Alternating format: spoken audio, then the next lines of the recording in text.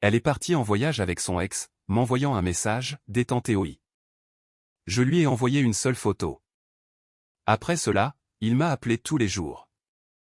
Je suis arrivé au restaurant 20 minutes en avance. Je voulais que tout soit parfait juste avant l'arrivée de Betty. Ce n'était pas juste une réservation. Pour le dîner, c'était ma tentative de recoller les morceaux avec Betty.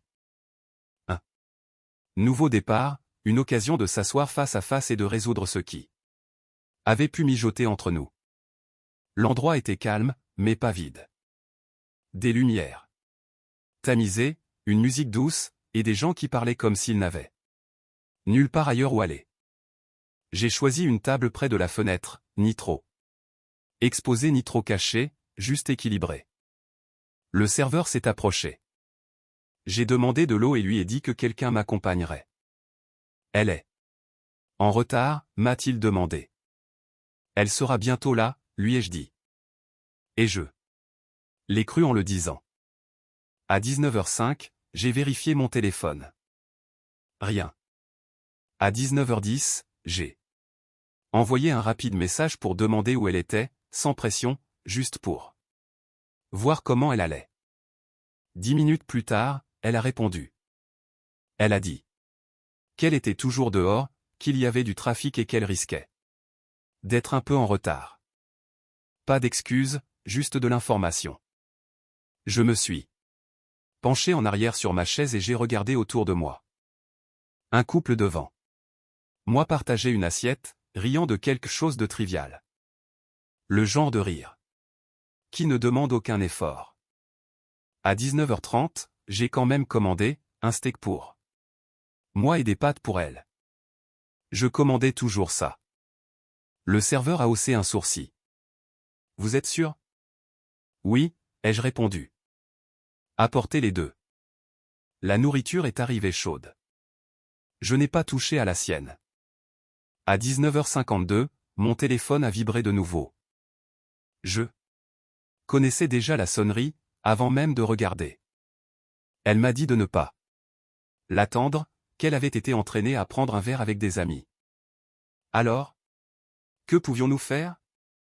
Encore ça ce soir? Aucune question, aucune suggestion, juste une annulation avec l'affaire déjà conclue.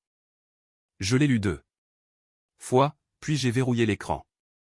Les pattes sont restées là, intactes, la vapeur se dissipant comme si elle se rendait.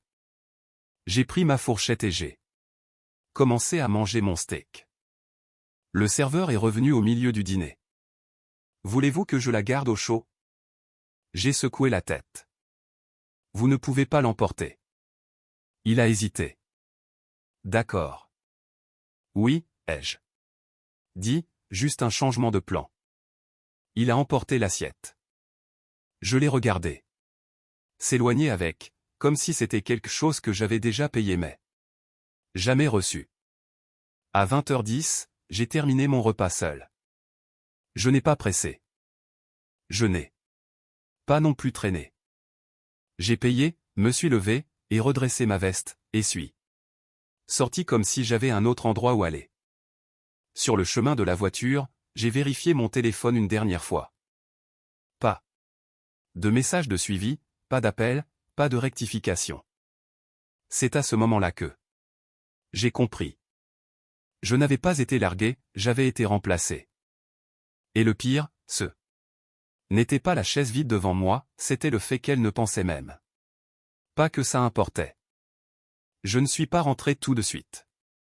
J'ai marché un pâté de maison après le restaurant, puis un autre, et j'ai fait demi-tour, comme pour vérifier quelque chose que j'avais déjà compris.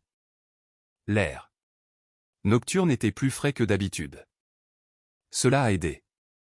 Quand je suis rentré, l'endroit s'était rempli. C'était plus bruyant maintenant, avec plus de monde et plus de bruit pour se cacher. Je me suis dirigé vers le bar et j'ai pris place. Whisky, ai-je dit. Le barman a hoché la tête et a versé sans poser de questions. On t'a posé un lapin, a dit une voix à ma droite. Je me suis retourné. Diana Carter était assise à 2 sièges de là.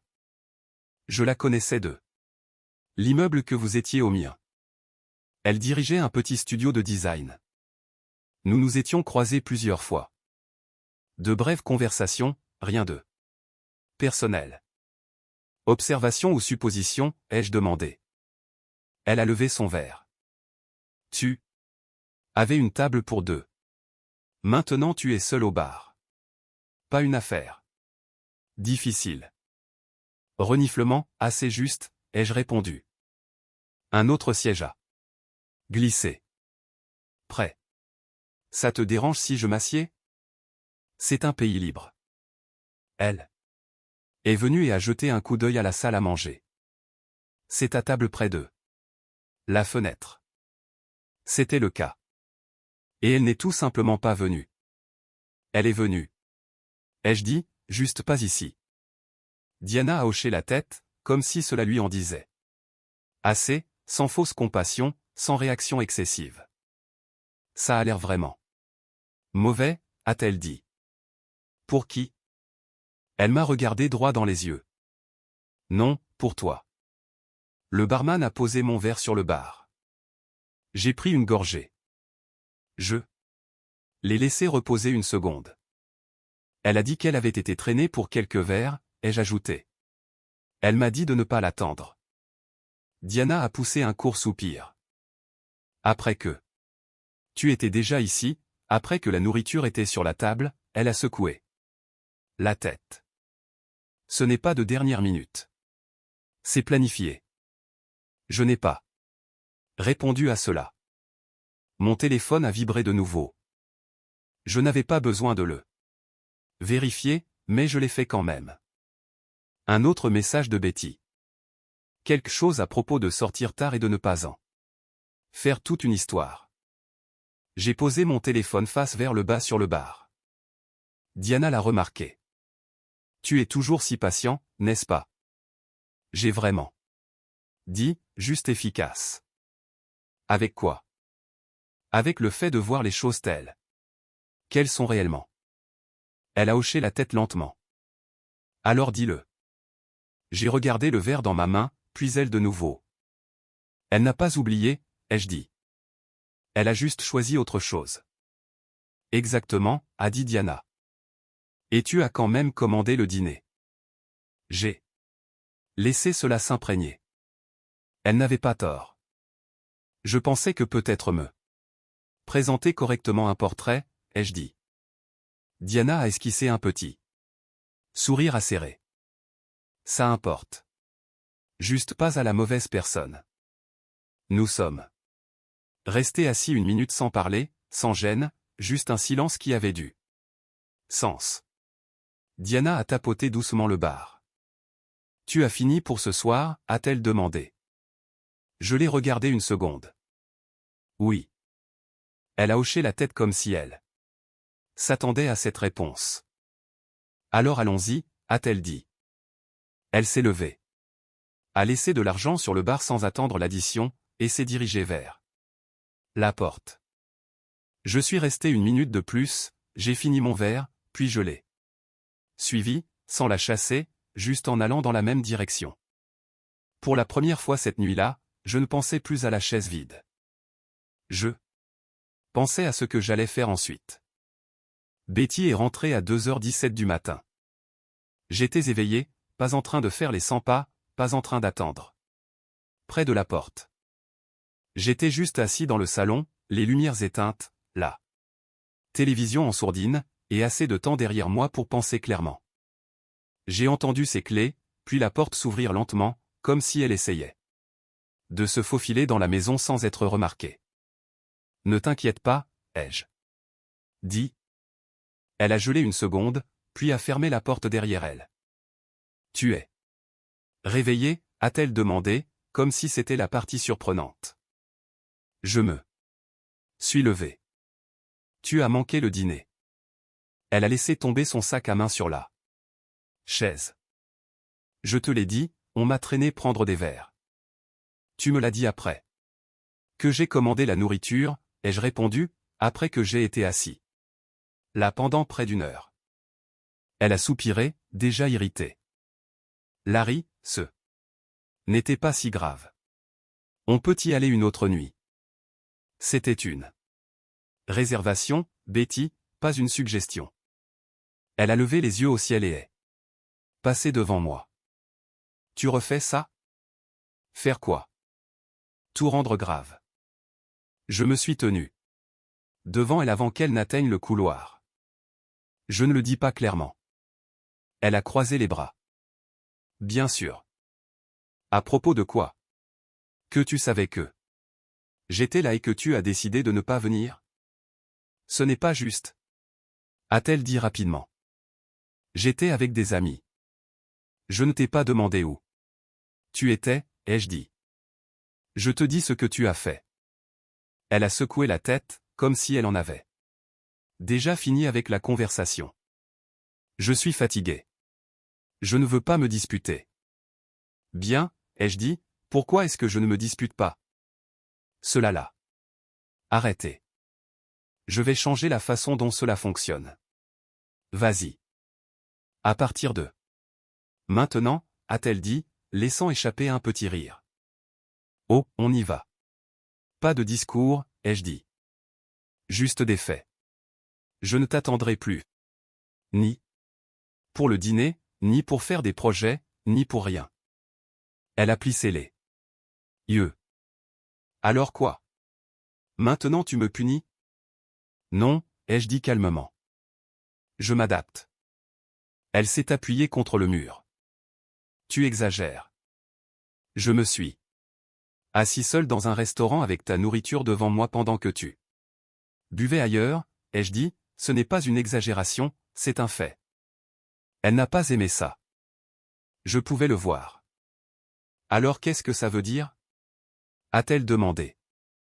Ça veut dire que nous avons arrêté de faire semblant que c'est équilibré, ai-je dit, tu fais ce que tu veux. C'est clair. Maintenant. Je vais faire de même. Son ton est devenu sec. Tu fais déjà ce que tu veux. Non, ai-je répondu. J'avais l'habitude de planifier mes choses autour de toi.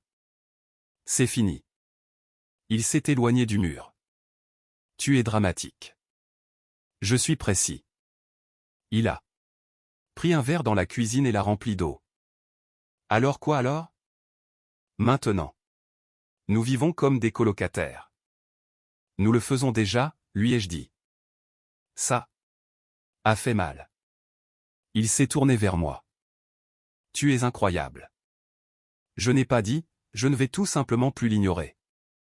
Il m'a fixé une seconde, puis a secoué la tête et s'est dirigé vers la chambre. De toute façon, Larry, fais ce que tu veux. Je le ferai, ai-je répondu. La porte s'est refermée derrière elle. Je ne l'ai pas suivie. C'était la première nuit où j'ai arrêté d'essayer de réparer les choses et où j'ai laissé la situation se dérouler d'elle-même. Les jours suivants m'ont dit bien plus que n'importe quelle dispute n'aurait pu le faire. Betty ne s'est pas adaptée, au contraire, elle a redoublé d'efforts. Le jeudi soir, elle est rentrée à 23h30, ses talons à la main, riant de quelque chose sur son téléphone. Semaine chargée, ai-je demandé depuis la cuisine. Elle m'a jeté un coup d'œil, je viens de partir. Avec qui? Elle a souri. Ironiquement. Tu as dit que tu ne poserais plus de questions. C'est vrai, ai-je dit. Je ne fais que suivre des schémas. Elle a levé les yeux au ciel et a disparu. Dans la chambre. Il n'est pas rentré du tout le vendredi. Je n'ai eu de ces nouvelles que le lendemain matin. Un court message disant qu'elle avait passé la nuit chez une amie. Téléphone mort. Longue nuit. Pas d'excuses. Il est rentré. Vers midi comme si rien ne s'était passé. Des lunettes de soleil, un café à la main, et son doigt glissant sur son téléphone, comme si elle possédait le silence qu'elle avait laissé derrière elle. Tu es rentré, lui ai-je dit. Elle a levé les yeux, évidemment, en s'appuyant sur le comptoir. As-tu l'intention de rester ce soir, ou dois-je supposer que tu as de meilleures options? Elle a ri brièvement. Waouh, tu as vraiment changé de braquet. Je n'ai jamais arrêté de faire semblant, ai-je dit. Elle a pris une gorgée de café. Rachel pense que tu es très intense. Rachel ne vit pas. Ici, elle entend des choses, a dit Betty. Tu suranalyses tout. Toujours si sérieuse, toujours si structurée. J'ai fait une réservation, ai-je répondu. Ce n'est pas un défaut de personnalité. C'est l'attente derrière. A-t-elle rétorqué. Tu attends toujours quelque chose. J'attends que tu te présentes, ai-je dit. C'est le strict minimum. Elle a haussé les épaules. Peut-être que ton niveau de base est trop élevé, j'ai hoché la tête. Lentement. Ou le tien est trop bas. Cela a mis fin à la conversation. Plus tard dans l'après-midi, je suis sorti pour acheter quelque chose et j'ai croisé Diana. Devant son immeuble. Il était en train de charger des cartons dans sa voiture. On dirait que tu n'as pas dormi une seule heure, m'a-t-il dit. Ça me semble très juste, ai-je répondu. Il m'a étudié une seconde. Laisse-moi deviner. Pas d'amélioration. Un comportement constant, ai-je dit. C'est pire, a-t-il répondu. Je me suis appuyé contre sa voiture. Il n'est pas rentré hier soir. Diana n'a pas réagi avec surprise, elle a juste hoché légèrement la tête. As-tu vérifié quelque chose, a-t-il demandé. Comme. Quoi?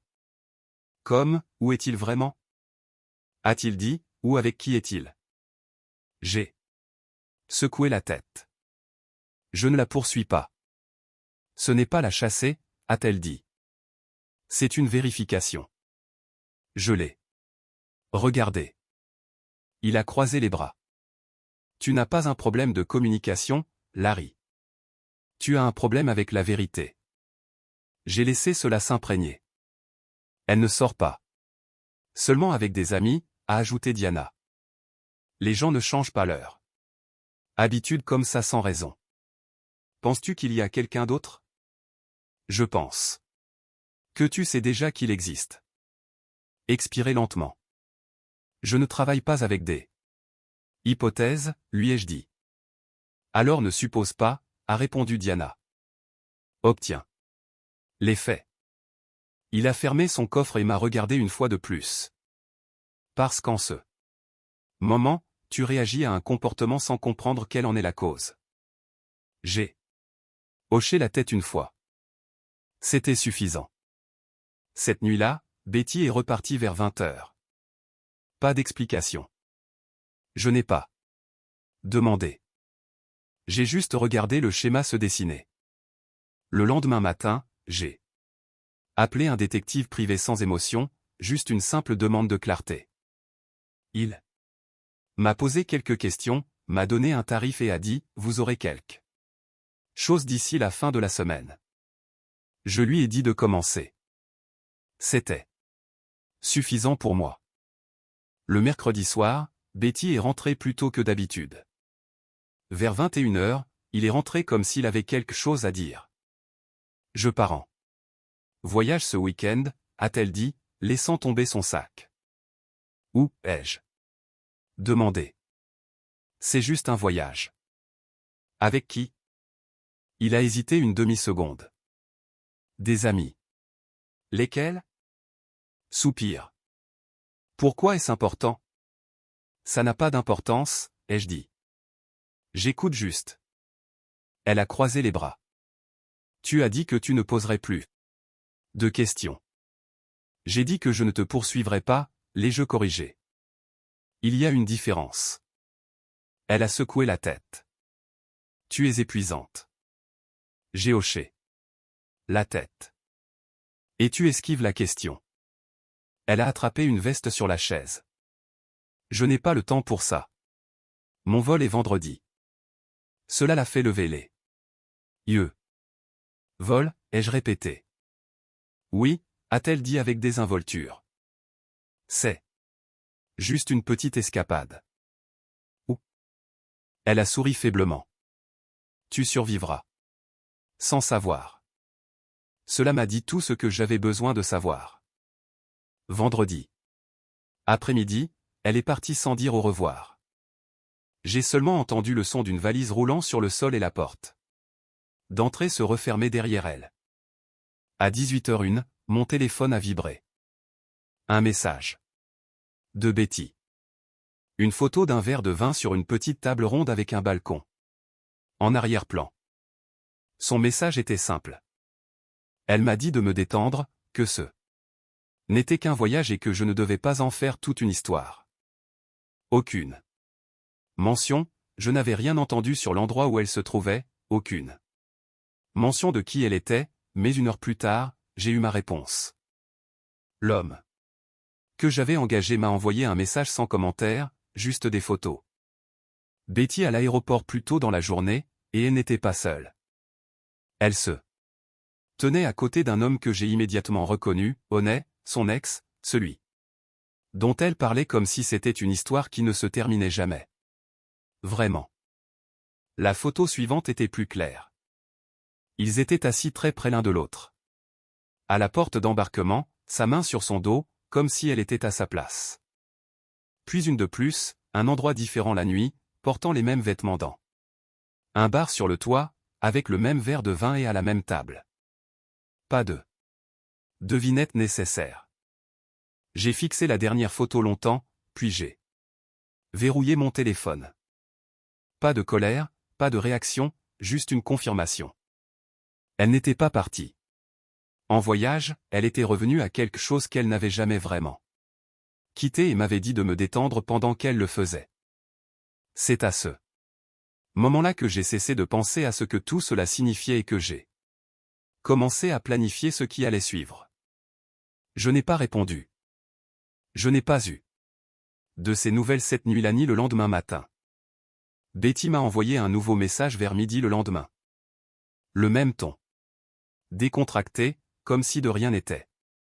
Cette fois, c'était une photo d'un café. De l'autre côté de la rue. Elle disait que la ville était belle et me disait à nouveau de me détendre. Je l'ai laissé non lu. Au lieu de cela, j'ai vaqué à mes occupations comme si j'avais déjà pris ma décision, parce que c'était le cas. Vers 16h, je me suis rendu à l'appartement de Diana. Elle a ouvert la porte. Avant même que je puisse frapper une seconde fois. Tu as l'air différente. A-t-elle dit. J'ai la confirmation, ai-je répondu. Elle s'est écartée. Entre. Je lui ai tendu mon téléphone. Elle a fait défiler les photos en silence, sans aucune réaction dramatique, a juste hoché la tête lentement. L'ex a demandé, a dit Honey, me rendant le téléphone. Ça explique la confiance. Ça explique tout, ai-je dit. Elle s'est appuyée contre le comptoir. Alors, quel est ton coup? Je ne la chasserai pas. Je ne me disputerai pas, et je ne demanderai pas d'explication. Bien, a-t-elle dit, alors qu'est-ce que tu vas faire? J'ai jeté un coup d'œil une seconde. Je vais lui retirer son avantage. Elle a souri légèrement. Maintenant, on se parle. Il n'y avait aucun plan pour en faire un désastre. Pas de scène de vengeance, pas de cri, juste un positionnement. Tiens-toi ici, lui ai-je dit. Elle a haussé un sourcil. Quoi? Juste une seconde. Elle n'a pas discuté. Elle s'est tenue à côté de moi, assez près pour que ça ait l'air naturel et non mis en scène. J'ai tenu mon téléphone. Il ne s'agit pas de simuler quoi que ce soit, lui. Ai-je dit. Il s'agit de clarté. Elle a immédiatement compris. Alors, ne réfléchis pas trop, a-t-elle dit. Prends juste. Et je l'ai fait. Une photo, propre, simple, aucune explication nécessaire. 2 personnes se tenant côte à côte, calmes, posées, ne se cachant pas. Je l'ai regardé une fois, puis je l'ai envoyé. Pas de légende, pas de message, juste l'image. J'ai laissé mon téléphone sur la table et je n'y ai pas touché. Diana m'a regardé. Tu ne vas même pas vérifier. Je n'ai pas dit, je sais déjà ce qui va se passer maintenant. 10 minutes. Plus tard, le téléphone a commencé à vibrer. Une fois, 2 fois, puis encore. Je n'ai pas bougé. Diana a croisé les bras. Tu vas répondre? Non, les appels continuaient. Puis les longs messages, les courts, les points d'interrogation, et les appels manqués s'accumulaient. La même personne qui m'avait dit de me détendre avait maintenant besoin d'une réponse. J'ai pris le téléphone, j'ai jeté un coup d'œil à l'écran, puis je l'ai retourné face contre terre. Elle continuera d'appeler, a dit Diana. Je sais, ai-je répondu. Pourquoi? Parce qu'elle n'est plus en contrôle maintenant. Le téléphone a vibré encore et encore. Pour la première fois depuis longtemps, je ne réagissais plus à ses décisions. Elle réagissait aux miennes. Betty est revenue 4 jours plus tard. Je connaissais l'heure exacte parce qu'elle avait appelé avant le décollage, puis encore. Au moment où elle a atterri, les messages s'accumulaient, changeant de ton à mesure que je les ignorais. Au début, c'était de la confusion, puis des questions, puis des accusations. Vers la fin, c'était une pure urgence. Aucun d'entre eux n'a répondu. J'étais à la maison quand elle est rentrée à midi, la même maison, mais avec une atmosphère différente. Elle a laissé tomber sa valise près de la porte et m'a fixé. Qu'est-ce que c'était que ça, a-t-elle dit. Je ne me suis pas levé. Le voyage était bien. Ne fais pas ça, a-t-elle claqué. Qui est-elle? Quelqu'un qui. Si elle se présente, ai-je dit. Son expression s'est durcie. Alors, c'est de ça qu'il s'agit.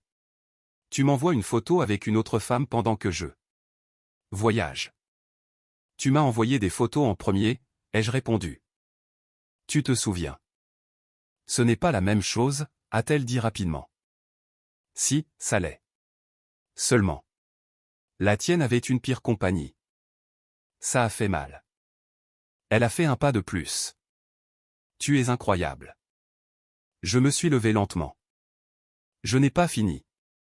Elle a ri, mais ce n'était pas un rire confiant. Tu ne sais même pas de quoi tu parles. Je suis passé devant elle et j'ai pris un dossier sur la table. Je l'ai posé devant elle. Ouvre-le. Au début, elle n'a pas bougé, puis elle l'a ouvert. Première photo, à l'aéroport. Deuxième sur le toit.